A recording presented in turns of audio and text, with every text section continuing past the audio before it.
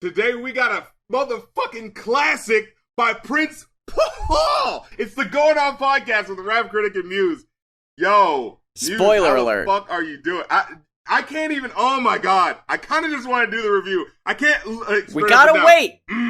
We've got Danielle Owens-Ried. First thing I wanted to ask about, for those of you who may be new to the show or don't remember offhand, Danielle Owens-Ried is from Radimo. How do you describe it to people?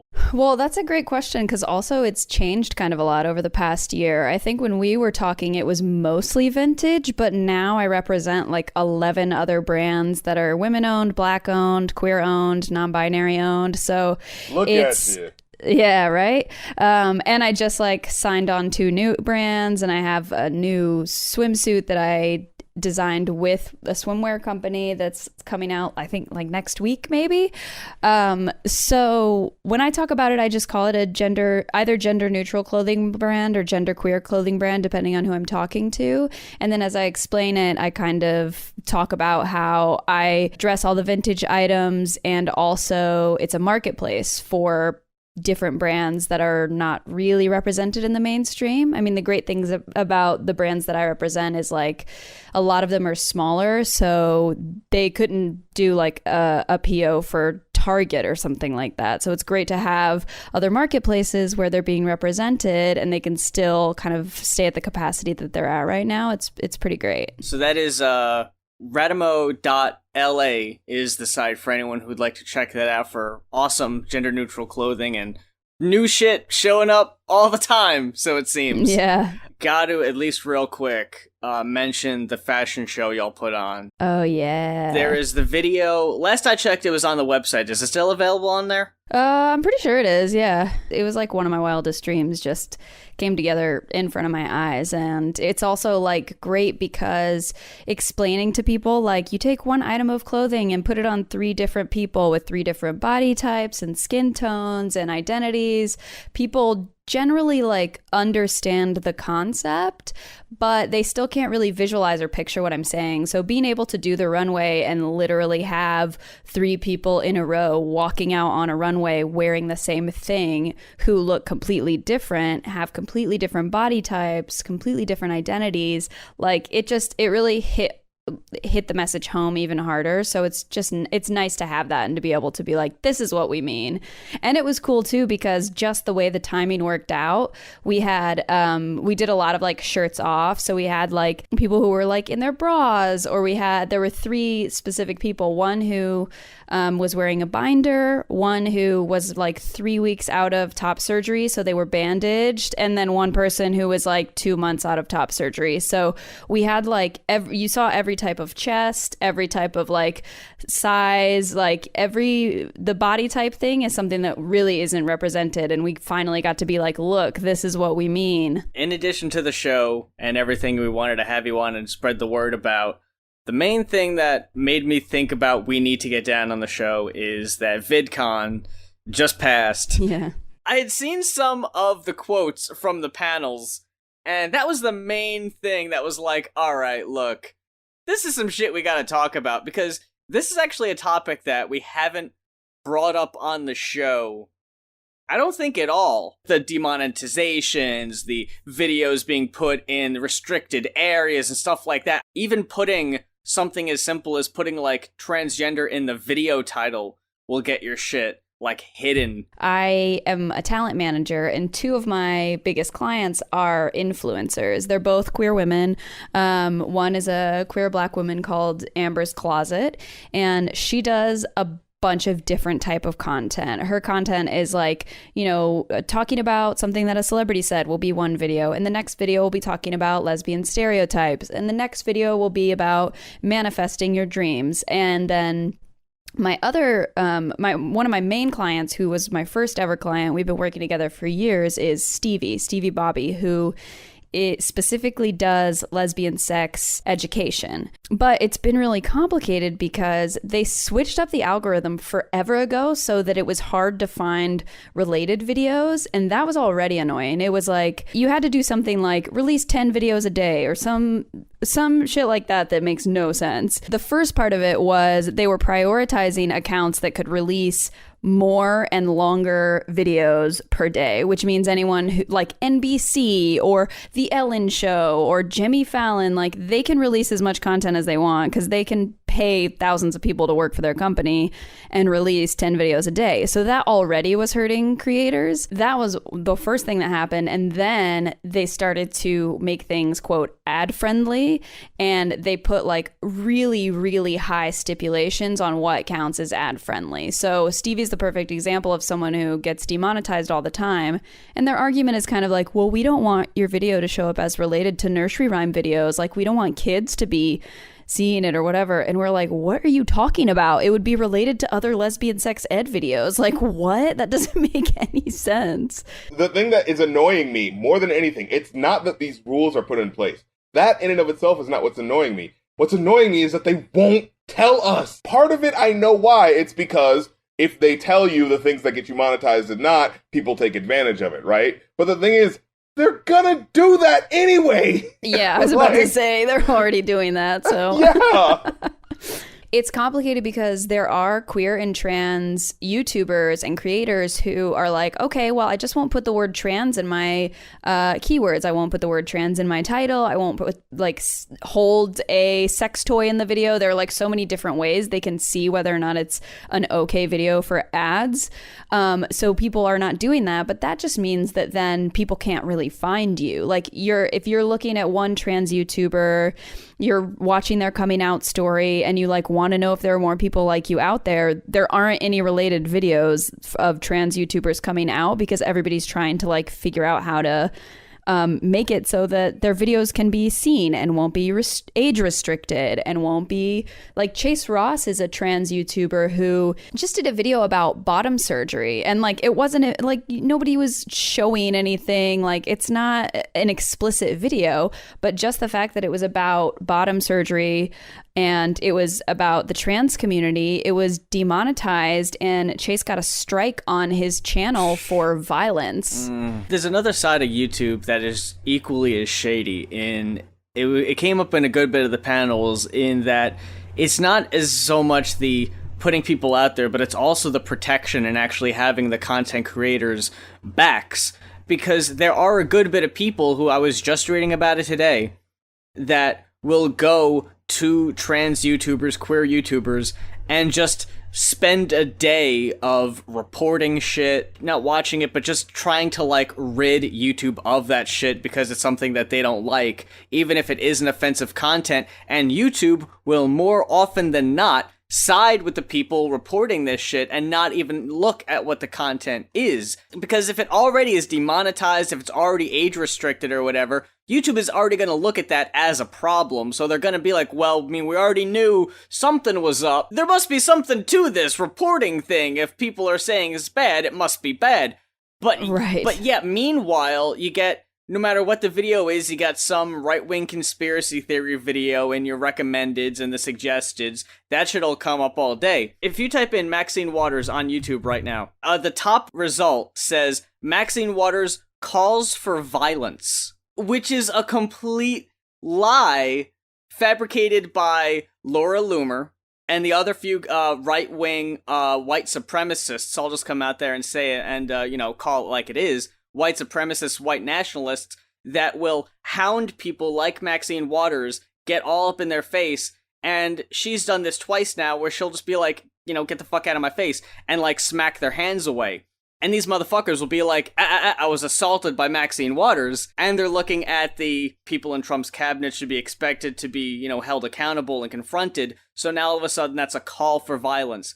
That's a top result. I mean, that's what's so complicated about what they're prioritizing is that, like, the people who are looking for something specific or who need to see something specific can't find it. That's what's so frustrating to me. Like, the demonetization and whatever, like, fine, I take the ads off, like, make it age restricted, make it so, like, only 17 and up can see this stuff about queer things, like, that doesn't really make sense to me. But what really bothers me is like somebody who is in the middle of a small like conservative town and doesn't have anyone who looks like them at their school, and they go on YouTube, they're trying to find people that they can connect with. And now your choices are like put who I am in the title of my video so that people can find me, but it's going to be, maybe I'm going to get a strike on my channel and then I won't be able to make videos ever again. Or don't put who I am in the title of my video, and any person who's like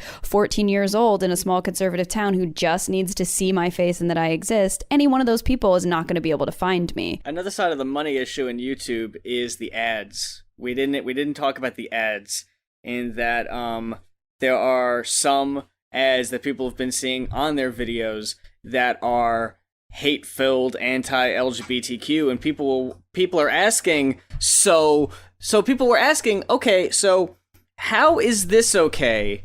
How are people getting paid for their ads spreading this message, but I'm creating a video of positivity and all this and I'm getting demonetized? And YouTube's response was basically, well, I mean, you can determine what ads show up on your shit. It's like, well, I can't determine what's being showed on other people's shit. Like, people are still gonna see it. These people are still getting money for their ads, even if I'm not allowing it.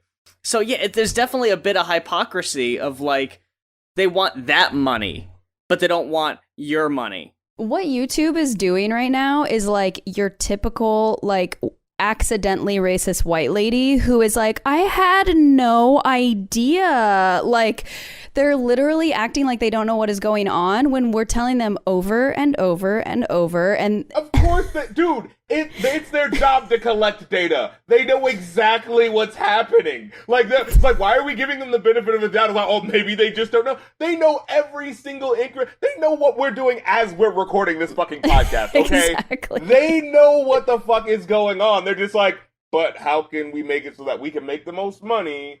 So that, like, you know, because, like, if they knew, if there was a platform other than YouTube that people could go to where they didn't have to deal with this, we would go to it immediately. And that's the problem with YouTube right now. It's like, we have no loyalty to you. So as soon as there's something else that we can jump onto that'll make more money, we're hopping onto it because you guys have shown that you don't give a shit about us.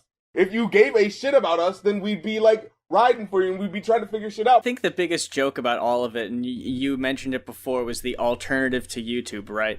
Like, there is an alternative to YouTube. It's called PewTube, but unfortunately, it's basically what Gab is to Twitter. Now, what I find so funny is that the alt-right thinks there needs to be a alt-right version of YouTube, that there needs to be an alt-right version of Twitter, when the founder of Twitter, the site that you think is some liberal cesspool, sat down with Fox News, sat down with conservative think tanks, spoke to Seth Rogen, apparently. Yeah, I just saw this. He had tweeted that he's been talking to Jack Dorsey for 8 months about why he's kowtowing to white supremacists and white nationalists and why he's even following some on Twitter. And he Shut said, up. yeah, look up Mike Chernovich. He follows him. I think he follows the Pizzagate guy. I mean, it honestly isn't surprising, but I'm surprised, if that makes sense. Yeah, like, he likes the tweets all the time, and he was just like, I was trying to figure this out, and he says, and at the end of it, I'm convinced he just doesn't give a shit. So, why then would you create a Gab where you think, well, now we're going to be a protected class? It's like, motherfucker, you already are! On YouTube, you already are! The only place I think might have a point is Patreon, because Patreon, from what I can tell, is pretty good about policing that shit. Maybe, maybe not, but you got Patreon over there being the alt-right version of that, so it's like there's a bizarro version of just about everything. Bizarro version. It literally, everything that you said, you were like, this version of this, they all sound like they were made up by Saturday Night Live. Like, every single one of them, you were like, name? YouTube, Gab. And I was like, what? Like, what really bad marketing company came up with this? I'm so confused. But what's also interesting about, well, first of all, to your point about Patreon is saving a lot of creators' lives. Heart, who is a queer black woman who her entire channel got just deleted and taken down, and she has no access to anything that she's been making for years. And she was just she makes Sims Living Color, which is basically like In Living Color, but with The Sims, and the lead is a lesbian black woman. And it's The Sims, guys. There's like sex in it. You see some sim titty sometimes, is how she says it. But like it got deleted from YouTube as if it's porn or something. And I'm like, it's like like you can put video games of people murdering each other all over the place, and that shit is on YouTube. But this like hilarious comedy starring a lesbian black sim that sometimes shows sim titties is deleted from YouTube completely. Like it makes no sense. And Patreon's the only reason she's making any money. Like she's like, do I have to completely re-navigate my entire career because like the thing I love doing most is now not allowed on the internet? I don't get it. Like, why not just make it age restricted and let her channel live? Like, fine, you can't see boobs if you're under 17. I don't know. Like what? And then to your other point about like, if there was another platform that we could go to immediately, we would. Well, Google owns YouTube. So if you're searching for a video, if you search Google for a video, guess what's going to pop up first? YouTube. We were just talking about this before we had started, that as it stands right now, I'm posting like 1 or 2 videos a week, and they're not getting that many views. Where else would I go? Because even though I'm not making money here, like, there'd be no chance of making it somewhere else, and the most people are going to be watching it on YouTube. So even if I look at it and go, well, I'm not getting many views, if I go somewhere else, I could risk getting, like, none. So fucking Google and YouTube have me over a barrel. Oh, they make me so mad. You did right by getting me to talk about this. But they take all these opportunities away from queer creators, and then during Pride Month, they make all their shit rainbow and act like they love gay shit. And I'm like, what are you talking about? You're like ruining people's lives. Yeah, this was something. It's like, if you're gonna do that, at least like, don't insult us. Like, you know, if you're gonna do all of this shit, don't act like this whole time you were helping. Yeah, seriously. I've mentioned this on the show before, and it's a hashtag I've been trying to get rolling. As soon as I heard that Trump wasn't acknowledging Pride Month, I was like, well, fuck it. It's Pride all summer. It's fucking summer of Pride. And what I love about it is that as soon as Pride Month ended, it was right around that beginning of the official beginning of summer. Now I think it can start, because not only do you have 3 full months of it as Pride of Summer? I'm trying to sell this like an infomercial. The greatest the greatest part of it is that we don't have to fucking put up with every goddamn corporation doing their fucking queer baiting Pride logos everywhere like they give a shit when July 1st that shit goes away. Like, yeah, I'm saying that I'm seeing the rainbow color hashtag on Twitter. I'm just waiting to see that shit disappear. Because the second someone remembers it's there and goes, oh shit, it's the 4th? That shit's gotta go. It's all gotta be fucking American flags and eagles now. What the hell are we doing? It's like the best one, and I mean the worst one, was vitamin water. Did you see vitamin waters? Oh no, what'd they do? They put, how many colors are in the Roy G Biv? I guess that'd be 7. They had a person with, like, dressed as a lion, with, like, a lion's mane, and they were all each color of the pride flag.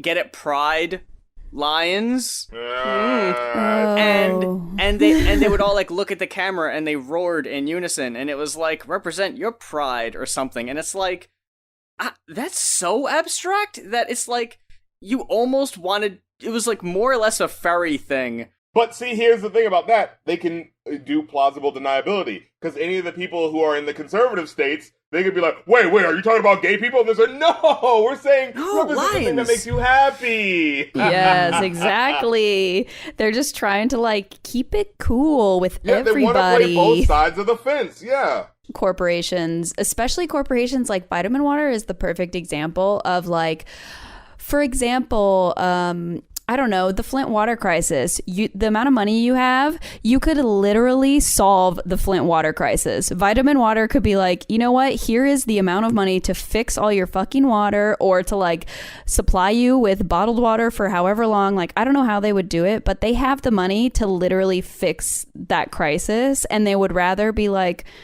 let's do a commercial that's, like, could be considered gay, but also vague enough so that we're still making the people who do things like make the Flint water crisis exist. So we make them happy. Like, people are so concerned with pleasing all the wrong people. It's ridiculous. It's not the law. It's who you enforce the law against, right? Because it's like, I mean, it's the same thing with weed. It's like, weed is illegal, but we're only going to go to the black neighborhoods and bust them for it. The white neighborhoods have it too, but we're just not going over there. So it's like, yeah, no naked tits on YouTube. I mean, you know, we're only going to fuck with the lesbian person putting cartoon tits on YouTube. Exactly. You know, but that is the rule. It is the rule, so it's okay to fuck with her, but we're just going to not notice this over here. You know? Exactly, yeah.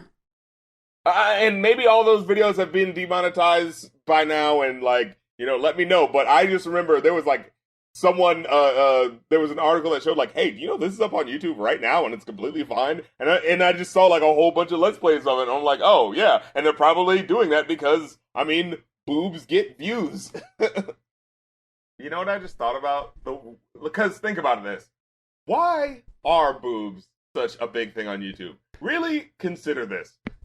Porn exists. Right. Like, it's not like you can't find it. So who the fuck is looking on YouTube for... Like, this to me is the equivalent of, like, kids in the 90s and 80s going to see, you know, teen movies for teens because, ooh, there's boobs in it. Like, that's the only place they could get it. But my question is, why is that happening now as if you can't just go to, you know, Google or whatever, look at the boobs? And my thing is, I think what it is there are millions of kids discovering sex for the very first time. And, you know, they're having their sexual awakenings, right? And, well, they can't search for porn because the mom's going to find that. But on YouTube, you know what I'm saying? You can pretend like it. I almost feel like it's backwards, like it's dudes in their 60s, because kids understand computers so much more than we do. They would be like, click, click, clack, clack, my whole computer is deleted, my search history is deleted, and I reprogram my mother's brain. Like, children... Okay, so I got another one for you. Do you think it's old men who like the type of old men that buy like the Girls Gone Wild videos still? Like, oh my god. Yes, that's exactly who it is. Those are the people that run our world. That's what's wrong with everything. I mean, it goes back to fucking... Remember the Ted Cruz debacle? Even if that was a staffer? Like, no, he's got to be on Twitter because nobody's going to expect Twitter. It's like, all right, Ted, look. Yeah, dude, seriously. Oh shit, I think we just blew the top off this whole thing. It's old motherfuckers who don't know how to use technology, and they're like, I don't know about all these other sites. They're going to give me viruses. YouTube, boobs. Oh, shit. Exactly. We cracked the code. Ooh, we got to do lightning round. Oh, yeah. So, where do you want to start? Double XL or Nicki?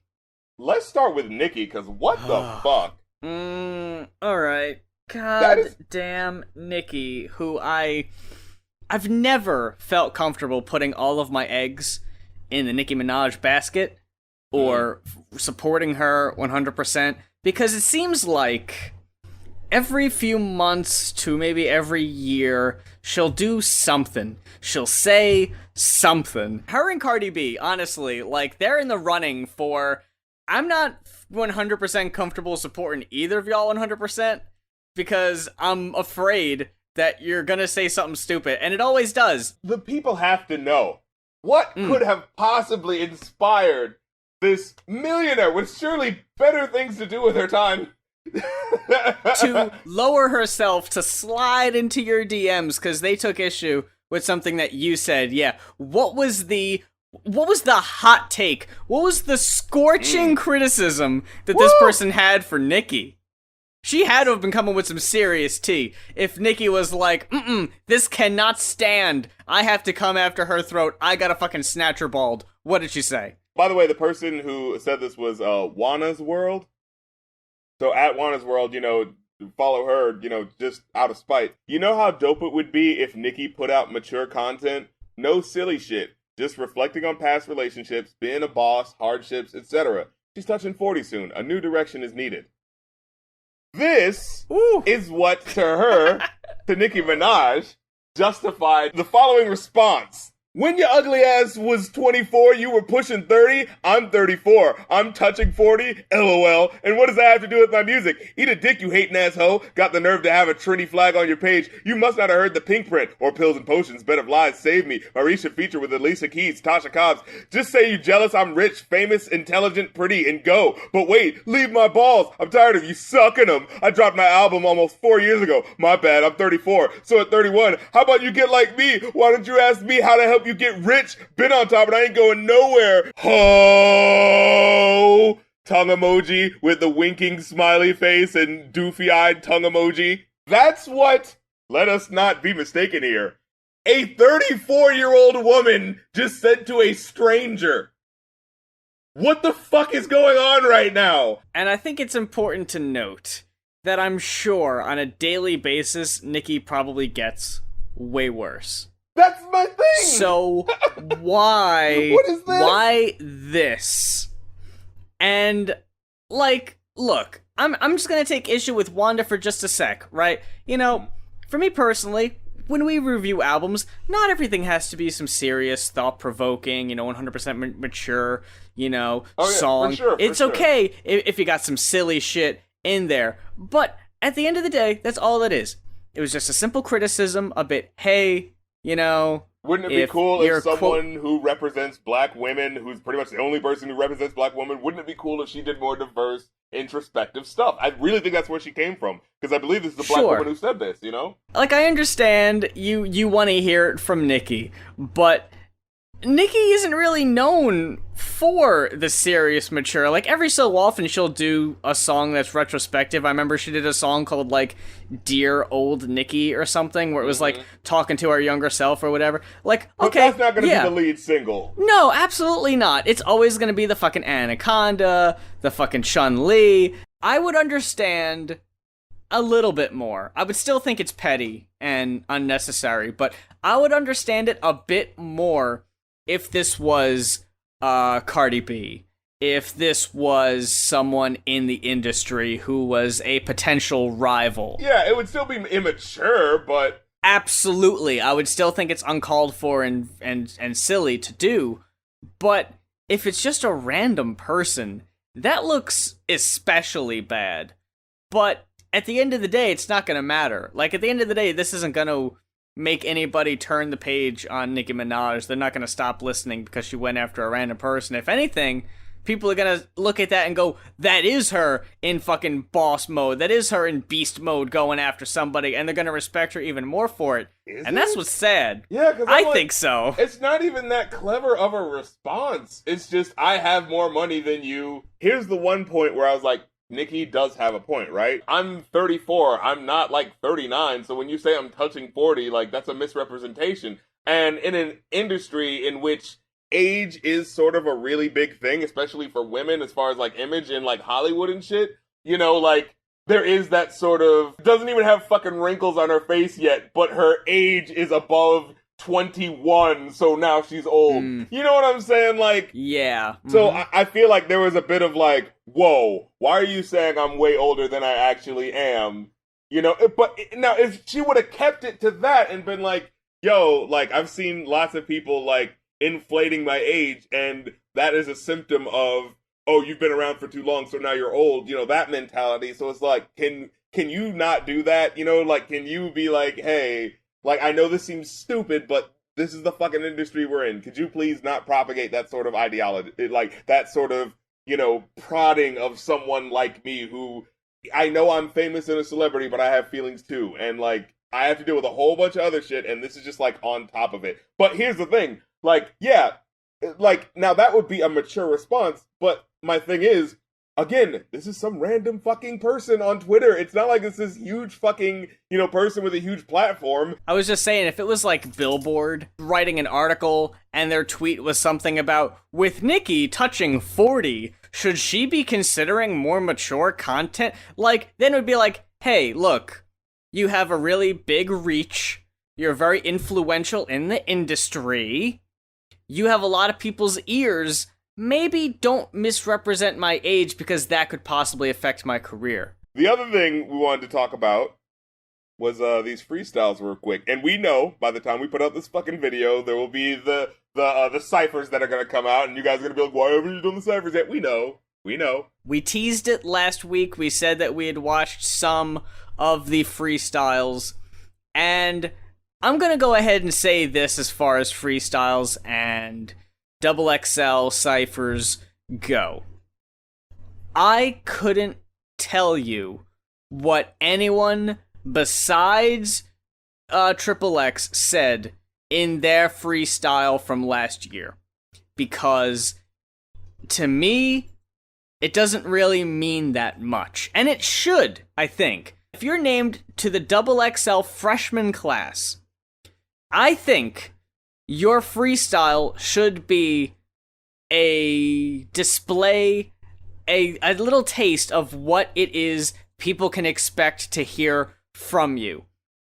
Now, what I think is wrong with the freestyle aspect is that most of these people, what they're freestyling, it isn't gonna be what they're gonna be putting on the albums. I went back and I listened to Amine's freestyle and his cypher freestyle, and he is an exception to the rule, and I want to ask you your opinion on this. Both freestyles are from songs on his album. I remember we talked about this. We said, like, hey, wouldn't that actually be kind of slick? Like, being like, here's the song you haven't heard yet, and I'm rapping a verse, and it's like, look how good my pen game is. You definitely need to check out the album now because, you know, this ends up being on the album. Like, that actually seems like a slick sort of marketing move way to, like, promote yourself, you know? Exactly. That's why I'm asking I'm asking two questions. Oh. A, why isn't that the norm? Yeah. And B, is that a freestyle? Well, here's the thing. In the beginning of freestyling, what a freestyle wasn't necessarily all off the dome. It was anything that someone hasn't heard yet. So it could totally be something that's pre-written, but the point is, it's like, oh, you presented something that was fly to me. You know, like, that I thought was dope. That was fucking like, oh shit, I have never heard someone say something so slick before. Because here's the thing. When do people think you're whack? Not only when you say something that's not dope, but when you say something that we've heard before. Actually, I want to break down the best to the worst, okay? Okay, who was the dude that I told you was the worst? Oh. Do you remember? I think you said Perp. Yeah, I said Perp was the worst in my opinion because even though, and I mean to me, Lil Pump was doing something I'd never heard before because I'd never heard his songs before. So to me it was new. Right. But Pump looked like he was having fun and he was fucking, you know, living his best life. Perp, on the other hand, he seemed unsure of himself. He seemed nervous. Like, didn't it seem like they, like, cut at one point? Yeah, I noticed that with XXL ciphers too, that they'll fucking try to do some editing where it's like, oh, I took this part out or whatever, which again, that's kind of bullshit. You need to leave that shit unedited. If it's a freestyle, they need to be flowing. Yeah, it's like, what the hell is going on? Like, guys, there are so many people who want to be in this position, and again, I feel like there are so many professionals behind the camera that we're not seeing that work so long and hard to make sure they get these shots and these colors right and making sure it looks cool and shit. And then you come in there and just fumble a pre-written rap from 2 years ago. And it's like, but why? Why do you not care? Look, I understand as far as, like, the actual scope of hip-hop is concerned, XXL doesn't really matter, right? The only reason I cover this is because it's interesting, and I'm just happy to hear other people finally wanting to talk about lyrics, you know? So it's like, that's why it's interesting to me, but I understand in the grand scheme of things, yes, this is, XXL is not the arbiter of who's going to become big and who's not. Like, it doesn't matter what you actually think of XXL, the point is, this is an opportunity for you to look cool. Why are these people not taking advantage of this shit? Let's go down who I think is best to the worst, and I think, number one, we all fucking know it, JID. You can't front on that shit. That, I don't even need to say anything. That was the best freestyle, and I won't hear anything else. He sounded like a straight up drummer at that last part where he was like, da-da-da-da-da-da-da. I was like, okay. Definitely checking you out. All right, that's gotta happen. Just off the rip, he was the best. Second was Trippie Redd. Guys, I've been sleeping on him, bro. I really need to check that dude out. It wasn't like on the same technical level as JID, but it was an engaging rap. And it's like, that's all I really need. I don't need you to be the best. I just need you to be engaging. And speaking of engaging, fucking Ski Mask the Slump God. Oh, what yeah. the fuck? Okay, so he started off, he was like, you and your... I was like, what? Is something wrong? Like, I thought there was a mistake. And there was no, like, reason for it, because, like, the stuttering had nothing to do with the verse. Like, it's not like you brought it up, like, oh, I have you stuttering, like, there was nothing like that. It was just, anyway, you and your bitch kind of resemble Billy and Betty. I was like, okay. And I'm not gonna lie, I didn't really like what he was doing at first, but then, when I just realized it was just supposed to be fucking ridiculous, I was like, okay. No, I see what you're doing. His type of rap is the type of shit I actually really like because, like I said, there's a hierarchy to all this shit, you know? Like, I'm not saying you gotta be fucking super lyrical, whatever the fuck. I'm just saying, be interesting. I think the person below Ski Mask was perp, because, like you said, you know, he was having fun. He looks like he enjoyed himself, but, like, you know, it was competent. It was a competent rap. Everything else, and you know how I rate things. You know how I rate things like the 0 to 5 scale. These 4 rappers that I just told you, these are the people who got above a 1. Okay. Everyone else is zeros. Oof. The next 5 people, they all were horrible. They were all bad. Like, Jesus Christ. Actually, I'll give it up to one person. Yeah? Block Boy. Block Boy, at the very, very least, right, had style. Like, the way his vocal delivery. This is one of those guys, once again, it's just like, I know he's not spitting any deep shit. And like I said, it's not a really good verse. It's just the same shit. The only thing he really says that's interesting is when he says, I'll pull up on your block like Bowser, spitting all this fire. I was like, oh, okay. Because I didn't know where it was going. I was like, wait, why like Bowser? Oh, okay. And then he says, like, I don't like these niggas, Uncle Ruckus. I was like, okay. You know, like, that was at least, like, one part. But, like, everything else. Like, he started off his verse with XXL. Give your bitch the dick, and it's done. Yeah, we already knew that punchline. we already knew where that shit was going. Knew it. We knew it before you started saying it. Exactly. I was like, that line should be fucking banned. Talking about anything being XXL should be banned. This is like, yes, it's expected. And that's why you shouldn't be doing it. Because isn't the point to show how clever you are? Isn't the point to show, don't listen to that rapper over there, listen to me. Yeah, that's legendary levels of corn right there. Even though he had 1 or 2 good lines, it was just like, that was just so first thing you thought of when you decided to write a rap for XXL. That is just like, come on. But like I said, at the very least, he had charisma going for him, right? So everybody else is a 0. And then you have YBN Namir, which, well, his verse was like, oh man, I grew up hard.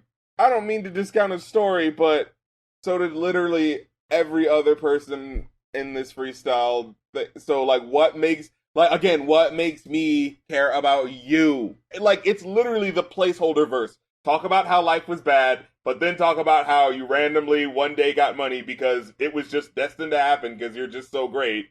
You know what I'm saying? And this is like, and there's not even like a correlation between my skill as a rapper and the fact that I have money. You know what I mean? It's not like I'm so good at you know, spitting this ill shit that you can't deny it. It's just, I got money now and I didn't have it before.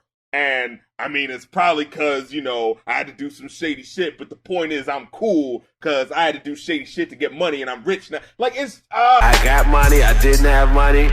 I got more money than you'll ever get. I never thought that I would get this much money.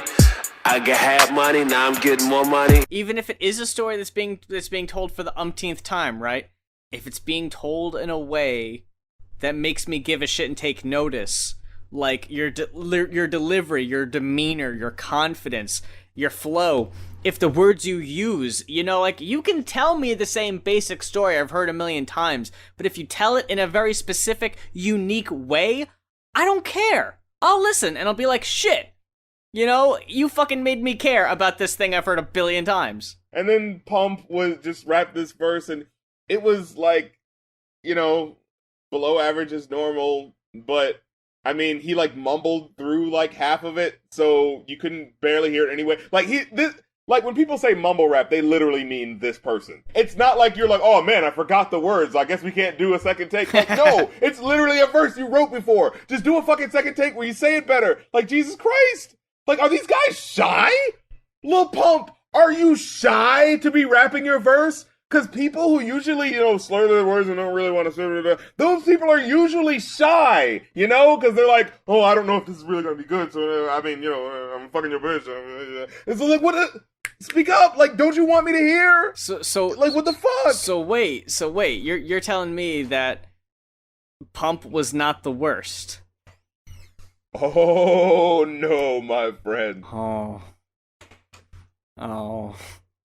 The only thing, and I know, man, because there's only 2 more left. I'm rolling my eyes. I know exactly where this is going. No! I know, man. Oh, I hate but it. I'm gonna make a fucking point with this, right? Okay. I'm gonna make a fucking point with this. The only thing that kept Wi-Fi's funeral, which, is that it? Or is it like, is he like Ugandan and this is like, his name is way more interesting than I think it is? It's like, Wifis funeral, like, you know, like... That, or it's short for like a way longer thing, like it's just easier to say this. Yeah. Maybe. But the only thing that kept his verse better than Stefflon Don's was the line about, like, the line about sneezing. That was it. Because there was at least like, oh, hey, that was slightly clever. 30 on the bezel. Damn, like, yeah, that's just a piece. I can't fuck no hoes. That bitch contagious like a sneeze. Like, that was, like I said, it wasn't even like a, aha, it was more just like, oh, that was... I recognize that as a punchline, yeah. Yeah, like... Oh, there's one. Honorary member of the fucking freestyle, because holy shit, this shit was embarrassing. Stefflon Don, what the fuck?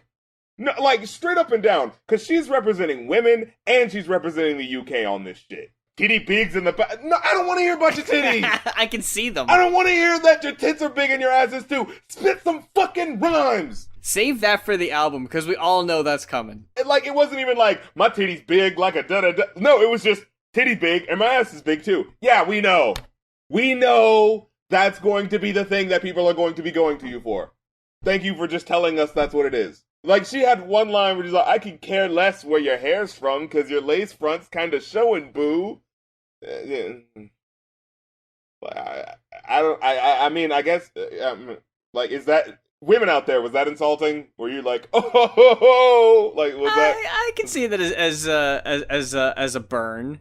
Not a like, very creative one, but it's there. Yeah, it needed to be done better, because it's like, we all know that people, like, if you're a female rapper, you're going to be talking about snatching weed and shit like that. So do something that's going to, like, make that punchline hit. If you're looking for creative, biting, actually, like, oh, worthy shit, listen to Cupcake. She's fucking nasty and mean about it, like... You don't fucking get that from Stefflon Don. It's just like, yeah, I had to throw this in here because people expect fucking cattiness from a woman rapper, I guess, so I had to tick that box.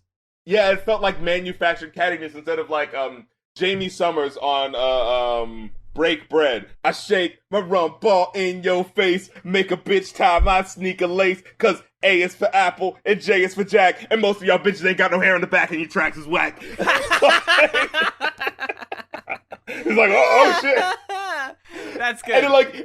And it starts off like, it just, like, you hear the rhyme, because she actually, like, messes with her flow, and she makes it kind of really fun at first, because she goes, la-di-da-di, I got the body, da-da-da. So it feels like it's gonna be really like, hey, we're just doing this, and you bitches ain't got no hair in the back. It's like, oh shit.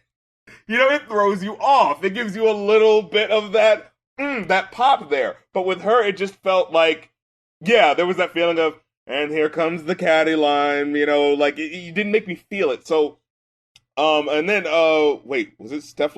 Oh, Smoke Perp. Oh, yeah, I forgot. I had a note about him where it's just the tradition of rhyming one syllable, but plus bitch or nigga at the end. You know, right around time with a thought, bitch. And I just wanted a top, bitch. Lil Purr is really on top, bitch. Lil Purr is turning up a notch, bitch. Like, when you wrote that, like, did you really think, like, oh, shit, they're gonna fucking flip their wigs?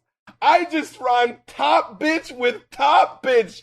They're not gonna see that one coming.